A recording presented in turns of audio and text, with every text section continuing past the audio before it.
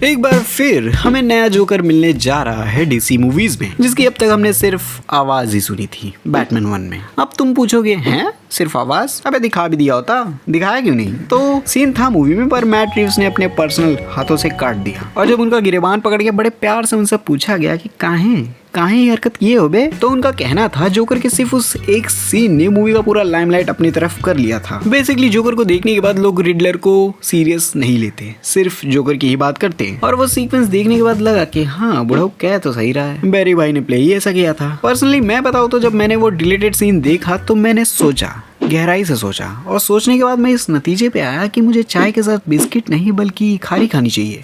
देखो बाकी जोकर्स अच्छे लगते हैं, पर इस जोकर को देखने के बाद मैंने ये तुरंत फील किया कि बाकियों से ये अलग स्टैंड आउट करेगा। इस जोकर को अगर मैं डिस्क्राइब करूँ तो ये मेरा जोकर है, मेरे वक्त का, जिसे मैं जीने वाला हूँ आने वाली मूवीज में। बैरी ने अपने इस 5 मिनट के परफॉर्मेंस से बता दिया कि वो भी पोटेंशियल रखते हैं जोकर जैसे हैवी लेयर्ड कैरेक्टर को प्ले करने का, खास करके उसकी वो हंसी।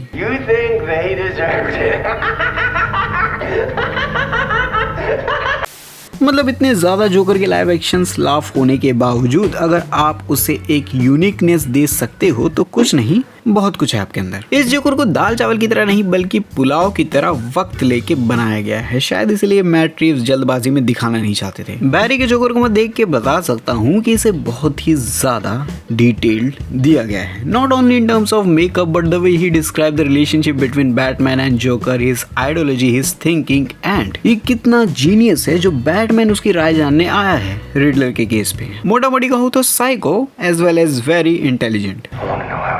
You know exactly how he thinks. Have you read this file? और मैं मैट रिव्स पे उतना भरोसा करता हूँ जितना मैं अपनी होने वाली मेहरारू पे भी ना करूँ, कि इतने सारे जोकर होने के बावजूद फिर से वो एक ऐसा जोकर देने की एबिलिटी रखते हैं जिसे लोग अगले 10 साल तक याद रखेंगे। ट्रैक रिकॉर्ड ही इतना अच्छा है भाई का। और अब जब बैटमैन की स्क्रिप्ट कंप्लीट हो गई है, शूटिंग स्टार्ट होने वाली है, ऑफिशियल कास्ट में भी बैरी का नाम आ रहा है, तो यस बैटमैन 2 में जोकर का भी कला प्रदर्शन देखने मिलेगा।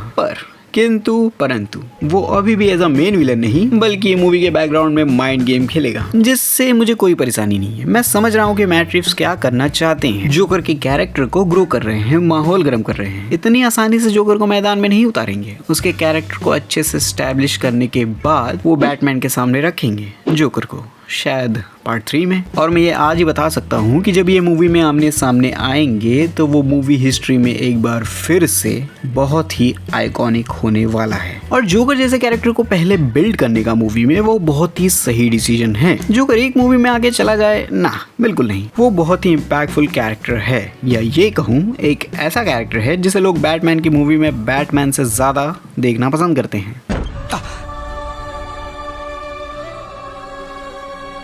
अब दिमाग में ये भी आ रहा होगा अगर जोकर मेन विलन नहीं है तो कौन है? तो वो मैं भी नहीं जानता, क्योंकि मैट रिव्स ने बताया ही नहीं। वहाँ जेम्स गन अलग परेशान है, पहले तो 5-5 साल स्क्रिप्ट लिखता है, फिर विलन कौन है बताता नहीं है, जिसपे सब अंदाजा लगा रहे हैं कि हार्श होगा बैटमैन के अगेंस्ट, लेकिन कंफर्म अभी भी कुछ नहीं है, पता नहीं कौन होगा। लेकिन एक बात कंफर्म है, पिक्चर में विलन नहीं बल्कि विलन्स होंगे, यानी कि एक से ज्यादा, जिसपे जोकर हो गया, पेंगुइन तो है ही है, और तीसरा अपना मेन विलन, मतलब थ्रीसम होगा बैटमैन के साथ। और कौन कौन से कैरेक्टर्स अभी भी इंट्रोड्यूस होंगे वो देखने लायक होगा। और कैरेक्टर से याद आया, पिक्चर में सेबेस्टियन ऑफ बकी भी तो हैं, और ऐसा कहा जा रहा है कि वो एज अ 2 फेस के रूप में दिखेंगे, बट रूमर्स हैं। अब वो कौन से कैरेक्टर प्ले करेंगे वो मूवी में ही पता चलेगा, या शायद ट्रेलर में। और स्कारलेट मैडम का भी नाम आया है सामने, वो भी है बैटमैन में। WB के पास पैसा है अभी भी।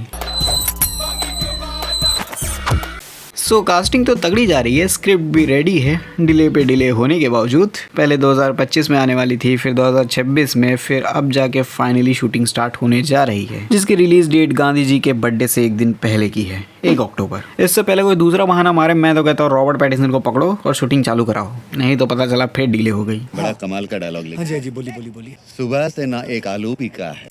और बैटमैन की ये मूवी एक लौती मूवी है आज के टाइम पे जो किसी यूनिवर्स का पार्ट नहीं है, अपने आप में स्टैंड अलोन स्टोरी रखती है। जहां आज के टाइम पे हर कोई यूनिवर्स पे निर्भर हो रहा है, वहीं बैटमैन आत्मनिर्भर है अपनी स्टोरी के साथ, और लोग पसंद भी कर रहे हैं। कोविड के अराउंड मूवी ने लगभग 750 मिलियन कमाया था, जो बताता है कि बैटमैन क्यों इतना बड़ा कैरेक्टर है। You could be an accessory to murder.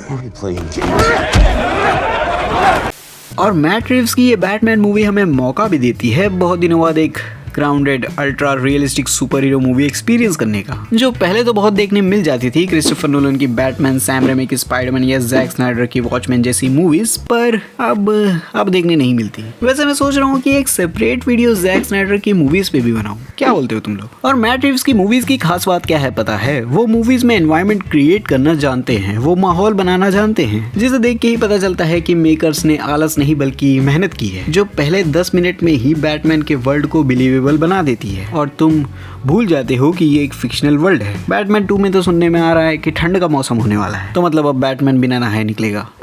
और इसके फ्यूचर की बात करें तो क्या आगे चल के ये डीसी यूनिवर्स में कोलैब करेंगे? तो मैं चाहता हूँ कि ना हो, ये अपने यूनिवर्स को सेपरेट ही रखें और अपनी स्टोरी को ट्रिलॉजी और जितने भी पार्ट्स में कंक्लूड करना है करें, इसे टच ना करें, अभी के लिए तो नहीं। रही बात 10 से 15 साल के आगे की, तो तब की तब देखेंगे। क्या कर रहा है? बाबूजी पकोड़े तल रहा हूँ। अच्छा ये ले 10 रुपए रख घर के खर्चे के लिए।